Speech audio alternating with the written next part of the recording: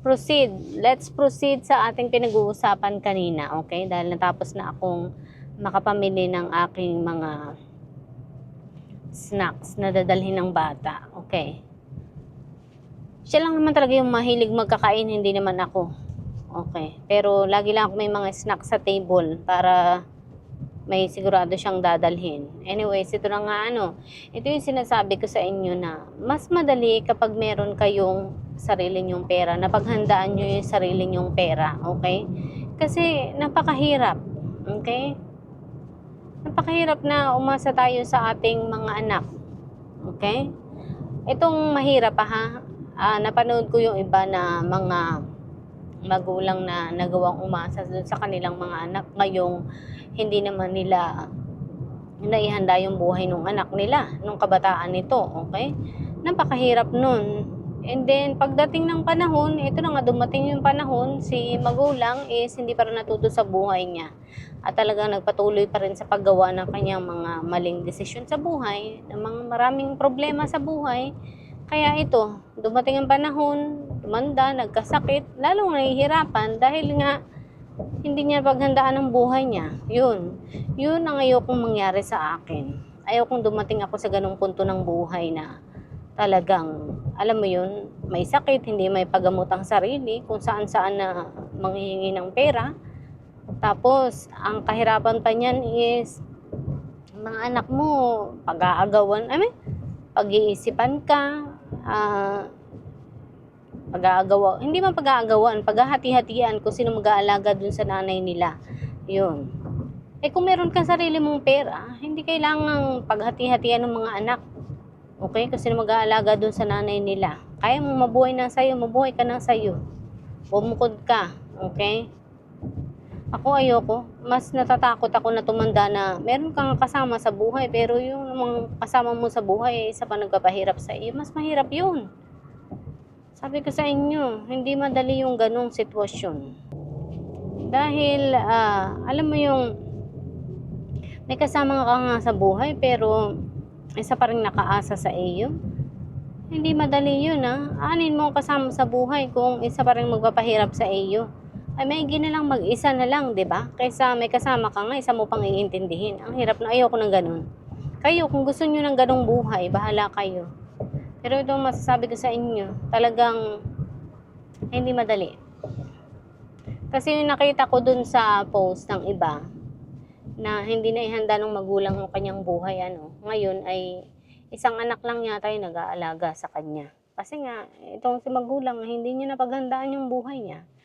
Hindi niya napaghandaan yung kaperahan niya. Ngayon, isang anak lang yung nagkusa para na mag-aalaga, kumbaga. Kaso, yung isang anak na yun ay nagrereklamo na din dahil nahihirapan dahil siya lang yung nag-aalaga nga daw doon sa kanyang nanay. So, ang hirap nun, di ba? Yun. Kasi itong mga kapatid daw niya ay hindi maasahan. Hindi rin maasahan sa tulong, pinansyal siguro. So, siyang hirap. Ayokong ganun. Ayoko na yung problema yung mga anak ko sa akin. Sino mag-aalaga sa akin dahil wala akong pera. Nahihirapan sila. Paano ako susustentuhan? Paano ako bubuhayin? Paano ako ibibili yung mga pangangailangan ko? Diba? Ayoko ng ganun. Hindi ko nakita yung sarili ko na ganun ang gusto kong mangyari pagdating ng panahon. Kaya nga hanggat maaari, sabi ko may iwasan ito. Hindi mangyayari sa akin ito. Kasi nakita ko na yun doon sa iba Nakita ko na yun sa iba na tumanda na wala talagang naipon, hindi naghanda ng kinabukasan nila, hindi naghanda ng buhay nila hanggang sa pagtanda nila.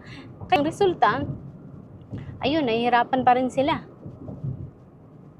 Dobli-dobli yung hirap na pinagdaraanan nila. Kasi nga, tapos yung anak ay mahirap din, wala ding pera, ay hindi rin siya matulungan or matulungan man pero hirap na hirap din So kaya, hindi rin maganda. Kaya talagang maganda na paglaanan mo yung sarili mo.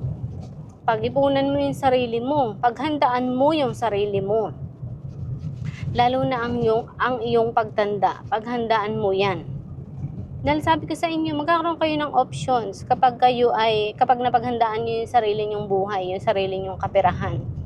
Halimbawa, nakita mo yung mga anak mo, hindi mo talaga maaasahan. Di pwede kang umalis at tumira sa malayo. Doon ka tumira, yung may peace of mind ka.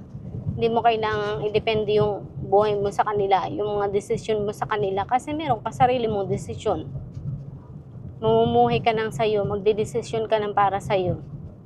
Yun. Tapos, hindi mo sila maasahan, di, yung pera mo, yung tulong ng pera na yun, mag-hire ka na mag-aalaga sa'yo. Di, magaan ang buhay. Ay, yun ang hindi naiisip ng iba.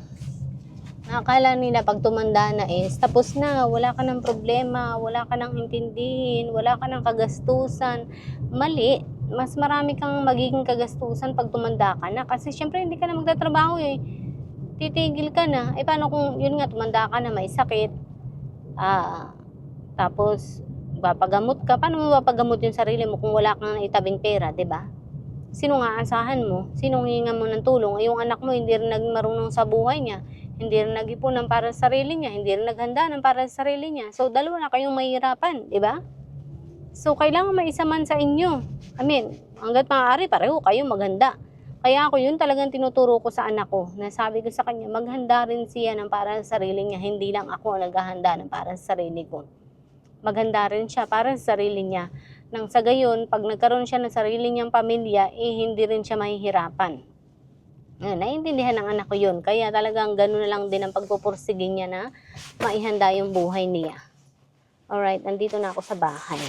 Ay, ako magluluto ng manok at kakain. Gutom na.